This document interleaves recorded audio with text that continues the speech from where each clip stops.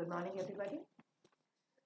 Today we shall be continuing the discussion of Baby Shelley's very famous Ode to the West Wind.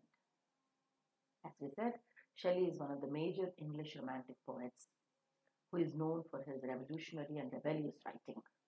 And Ode to the West Wind is one of his best odes. The very first stanza of Ode to the West Wind expresses the impact of the west wind on the woods. And he has described very beautifully in the color imagery by saying that the yellow colored, black colored, pale, and the hectic red leaves that have fallen on the earth have been carried forwarded along with the winged seeds to different parts of the earth, which is supposed to be filled with snow and death. So he calls the west wind as the destroyer and the preserver.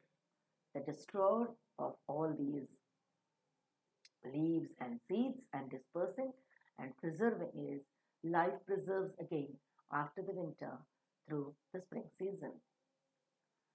The second stanza expresses the influence of the west wind on the sky. And so in the sky, he talks about the loose clouds that are just hanging on the sky, and with the blow of the west wind, these clouds are flown apart, leading to the thunder, lightning, and a great storm, and thereupon the black rain pours down on the earth because of the west wind, says the poet. The third stanza is quite interesting because it talks about the influence of the west wind on the sea. Let's look into this. Thou didst waken from his summer dreams the blue Mediterranean. Mediterranean is the sea that has been mentioned.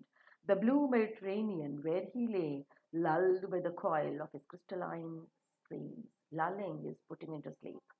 So, with the blowing of the west wind, the blue Mediterranean, which was almost sleeping because of the summer dreams, which was lulled almost by the crystalline streams, beside a Pumice Isle in Bayes Bay, the place which is selected by Shelley is Bayes Bay, which is in Florence, in Italy, and saw in sleep old places and towers, quivering with the waves intenser day. Quivering is shaking. All overgrown with the azure moss and flowers, so sweet, the sense faints picturing them. The sense faints picturing them. He says, I cannot even picture them. It is so beautiful because of the influence of the west wind on the sea. The sea is so broken down, cleaved, that we could see everything beneath the sea. And beneath the sea, not only the old places and towers like the Bayes Bay in Florence and Italy are seen, but also the moss and flowers, the flora and the fauna within the sea are clearly seen. It is so beautiful from top that the sky is splitting off, exhibiting the beauty of the flora and the fauna within the sea, that the poet cannot even picture it. It is so beautiful. Thou for whose path the Atlantic's level powers, Atlantic is the ocean that is mentioned, Atlantic's level powers cleave themselves into the chasms. Cleaving is breaking, splitting, cutting themselves into the chasms. Chasms or chasms is deep gap that you could see. And within the gap you could find, while far below the sea blooms, all the flowers that are there within the sea can be seen because the Atlantic is broken into two because of the effect of the west wind. The sea blooms, the entire blossom of the sea. Blossom means flowers of the sea are seen so beautifully. And oozy words, not only the flowers but also the plants are seen, which wear the sapless foliage of the ocean. Sapless is pale and juiceless. All the plants that are there on the earth are with sap. There is a water that is flowing, which is absorbed by the roots from the earth. It is carried forwarded onto the leaves and buds and flowers and branches. But when the plant is there within the ocean, because it is present within the water, the obviously the plants would be waterless. So it is sapless, waterless, foliage. Foliage is the leaves of the plants that are present within the sea. The sapless foliage of the ocean know thy voice. Who knows thy voice? Thy is west wind. They know the voice of the west wind, which is blowing with a greater speed, which not only breaks the Mediterranean Sea but also the Atlantic Sea, breaking the Mediterranean Sea, showing the old places and towers, and breaking the Atlantic Sea, showing the flora and the fauna of the ocean. It looks so beautiful. He says that the sense faints picturing them. I cannot even picture them. It is so beautiful. He was just looking with an open eyes onto this beauty, mesmerized, not able to talk a single word. Know thy voice, and suddenly grow grey with fear, and tremble and despoil themselves. Oh, here. They grow grey with fear because they know the power of the west wind, which is a destroyer. No doubt the destroyer also is a preserver. But to the ocean, it's a destroyer because it destroys, cuts, and opens and cleaves the ocean waves, thereby exposing the old ancient cities that have been merged inside the water and also the flora and the fauna that the sea has. So, this stanza completely talks about the effect of the west wind on the sea. Let's do with the stanza.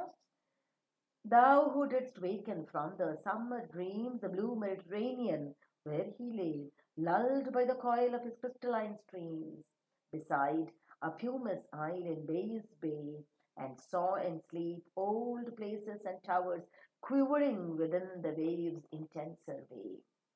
Not only that, all overgrown with azure, moss, and flowers, so sweet that the sense faints picturing them. Thou for whose part the Atlantic's level powers cleave themselves into chasms, while far below the sea blooms and the oozy woods which wear the sapless foliage of the ocean know thy voice, and suddenly grow grey with fear, and tremble and despoil themselves. Oh, here. So it's a beautiful description of the effect of the west wind on the sea. Cleaving the sea, whether it is Mediterranean or it is Atlantic, thereby exposing the beauty that is hidden within the ocean waves, the flora and the fauna, and the old places and towers also. The fourth stanza onwards, the poet becomes a bit autobiographical. He reflects on himself now. The first stanza talks about the influence of the west wind on the woods. The second stanza talks about the influence of the west wind on the sky. And the third stanza brings about the influence of the west wind on the ocean. The fourth stanza requests the wind to use its power on the poet himself. Let's see what he wants to say. If I were a dead leaf, because the first stanza talked about the influence on the earth. If I were a dead leaf, thou mightst bear. You could take me up. If I were a swift cloud, the second stanza talks about the influence of the west wind on the sky. If I were a cloud, to fly with thee, I could have flown away with you. A wave, the third stanza talks about the influence of the west wind on the ocean. So if I were a wave, to pant beneath thy power. So all the three stanzas had these influence of the west wind. If I were a dead leaf, I would have flown along with you. If I were a swift cloud, I would have flown along with you from the sky. If I were a wave, I could have taken the effect of the west wind on me and pant beneath thy power and share the impulse of thy strength and could have felt the strength of the west wind. Only less free than thou, O uncontrollable, if even I were as in my boyhood. Maybe if I were young, when I was a child, full of bubbling energy, and could be the comrade of thy wanderings over heaven. Comrade is friend. I could have become a friend of you, O my dear west wind, and ran along with you all through the earth beneath the sky. As then went to outstrip thy skied spirit. Scarce seemed a vision I would never have striven, as thus with thee in prayer in my sore need. Had I been a leaf, I could have flown along with you. Had I been a cloud, I could have run along with you. Had I been the sea wave, I could have waved or moved along with your pleasure. Had I been in my childhood, full of energy, I could have run along with you with a great speed, oh my dear west wind. But now I have become quite old. I cannot take up your pressure because I'm already stressed out because of the worldly pressures. He says, now I have lost my energy because of the worldly pressures and stress. And so, oh, lift me like a wave, a leaf, a cloud. I fall upon the thorns of life. I bleed. What a wonderful expression it is. I'm not a wave now. I'm not a cloud now. I'm not a leaf now. I'm not even in my young age full of energy. I have become quite old, depressed because of the pressures of life. And so he says, you lift me, oh my dear west wind, like a wave, like a leaf, like a cloud, because I'm falling upon the thorns of life, the pressures and the stresses of life, the turmoils of life are putting me to death. So I fall upon the thorns of life. Oh, I bleed. Oh, my dear west wind, lift me like a leaf, lift me like a wave, lift me like a cloud, he says. A heavy weight of hours has chained and bowed, one too like thee, tameless and swift and proud. I was once upon a time very tameless, very swift, and very proud. Like you, I was blowing away in the way in which you are blowing right now. But now, a heavy weight of hours has chained and bowed me. Because of the time, because of the age, I have been chained to the time and have become weak. He says, now I have lost my energy, so you lift me like a leaf, like a wave, like a cloud. Otherwise, I fall upon the thorns of life and I bleed. So, in this stanza, his complete surrender to the west wind and his pessimism towards life, its troubles, is expressed very well. The the fourth stanza summarizes the earlier three stanzas through the words a dead leaf, a swift cloud, and a wave, which respectively represent the woods or the forest, the sky, and the sea. The poet earnestly wishes to become one with like a leaf, like a cloud, or like a wave, and the west wind, the uncontrolled spirit, would lift him and carry away along with it. He maintains that he shares the impetuous nature of the mighty wind. Similarly, he remembers his boyhood days and the immense energy he carried in those days. He could have raced with the wind. However, now he has lost that energy because the heavy chains of time have tamed his uncontrollable spirit. Therefore, he urges the west wind to lift him like a leaf, like a cloud, like a wave, because he has fallen on life's thorns that bleed him. This request to the poet may indicate his sense of resignation or giving up of the battle of life, or probably his pessimism too. Now we go ahead to the fifth and the final stanza. In the fifth and the final stanza, the poet's optimism is seen because the fourth stanza ends with pessimism, negativity towards life. He is full of stress, he is full of pressures, he is full of troubles of the world. So he says, I fall upon the thorns of life and I bleed. Though once upon a time I was swift, tameless, and proud like the west wind, now he has become weak, old, and energyless. And so he wants the wind to lift him up. This pessimism of life slowly moves towards the optimism of life in the fifth stanza. Let us do with it. Make me thy lyre. Lyre is a stringed musical instrument. So he requests the west wind to make him like a musical instrument, even as the forest is. What if my leaves are falling like its own? The leaf falling off the forest is because of the autumn season, and the leaf falling off the poet is that he is becoming old. What if my leaves are falling like its own? I became old. The tumult of thy mighty harmonies, tumult is uproar, the turmoil of thy mighty harmonies. I might become old because of society and pressures, because of age, but you are with the uproar and the turmoil, says the poet to the west wind. Your mighty harmonies will take from both a deep autumnal tone, sweet though in sadness. He says, you can lift me up, and though in sadness, you can feel sweetness within me. Be thou, spirit, fierce. So he's calling the west wind as the mighty and fearful spirit, my spirit. You become my spirit, says the poet to the west wind. I might become old, I might be with pressures and tensions, I might be energyless, but you are with full energy, O west wind, and you fill me also. The energy that you have. Oh, impetuous one, impetuous, uncontrollable one. You are the spirit fears. You are the uncontrollable, mighty spirit. So you fill the spirit of energy and might in me also, says the poet to the west wind. Drive my dead thoughts over the universe. Whatever I'm writing, whatever I'm feeling, whatever I'm penning down in the form of this ode, drive these thoughts. With me, these thoughts also might die. But along with you, because you are full of energy, you are the impetuous one, you are the spirit of fears, you can run on me, and my dead thoughts, my poems, can be dispersed by you like the withered leaves to cocoon a new birth. So you spread the news, you spread the thoughts that are within me lying dead, like poems. You spread these poems in the world so that they take the birth somewhere in some place. Like withered leaves to quicken a new birth, and by the incantation of this verse, scatter as from an unextinguished heart. Unextinguished is Bujjana. Unextinguished is not eliminated.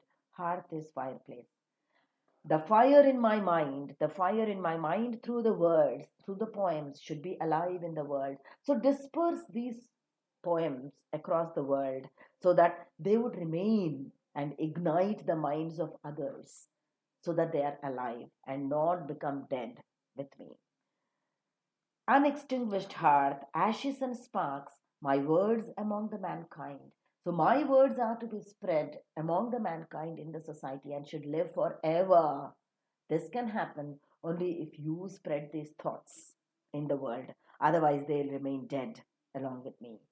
Be through my lips to unawakened earth the trumpet of a prophecy. Trumpet is the tura that you blow up. Like a trumpet that would bring about a prophecy. Prophecy is something new into the dead world. My words should become like a prophecy to the dead world. And my word will become the prophecy only if they are spread into the world along with you. O wind, please do that to spread the words through your mighty power. And it's very beautiful and famous line, if winter comes, can spring be far behind? Winter, which is the season of death, symbolic of death and destruction. This cannot be forever. Even this time has to pass away. If winter comes, winter might be severe, winter might bring death, but definitely with a note that the time will change and winter will become spring. And spring is the season of new life. Spring is a season of life. Spring is a season of happiness. If winter is a season of death, elegy, sadness, and crying, winter is followed by spring, and spring is a season of happiness, mirth, life, and joy. So if winter comes, spring definitely comes. Thereby, the poet suggesting optimistically that the winter would end, the bad days would end, the sorrows would end, definitely giving you joy, happiness, and freedom. So wait patiently so that the winter will get over, leading to spring. Thus, the optimism of the poet is expressed very well in this poem. Let's read the lines again. Make me thy lyre, even as the forest is. What if my leaves are falling like its own? The tumult of the mighty harmonies will take from both a deep autumnal tone, sweet though in sadness. Be thou spirit fierce, my spirit. Be thou me impetuous one. Drive my dead thoughts over the universe like withered leaves to quicken a new birth. And by the incantation of this verse, scatter as from an unextinguished hearth ashes and sparks, my words among mankind. Be through my lips to unawakened earth the trumpet of a prophecy. O wind, if winter comes, can spring be far behind?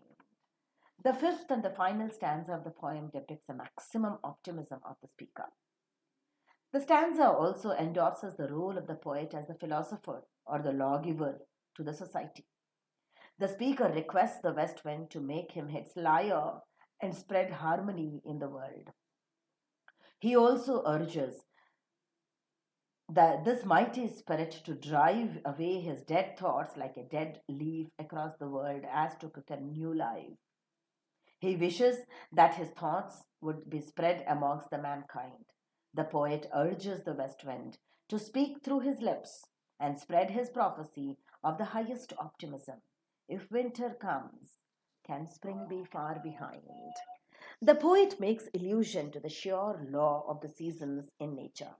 The seasons, with spring, summer, autumn, and winter, follow their routine course. The night will be there, but with an assurance of the sweet morning. The winter will mark the death of nature, but with an assurance of the coming of the spring. Thus, the poet assures the world that change is inevitable. The bad times also go away, leading to the good times. Even if the terror, untruth, and despotism has any success in the present time, it will not be for long or eternal. It will be a passing phase. It will be shaken to the roots by some mighty current, like the west wind, leading to the change. The poem has an immediate reference to the Peterloo massacre in Manchester that took place in 1819. So, the message of the poem is a consolation to the angry and the grieving citizens of England. The message at times is universal and timeless as it prophesies an unassured change in any society across the universe and the time. Thus, the poet ends his poem with an optimistic hope of the line, if winter comes, can spring be far behind? These are some of the difficult words in the poem that I already explained. This will be for your reference. Thank you very much for being a part of this video. Stay tuned for the next videos.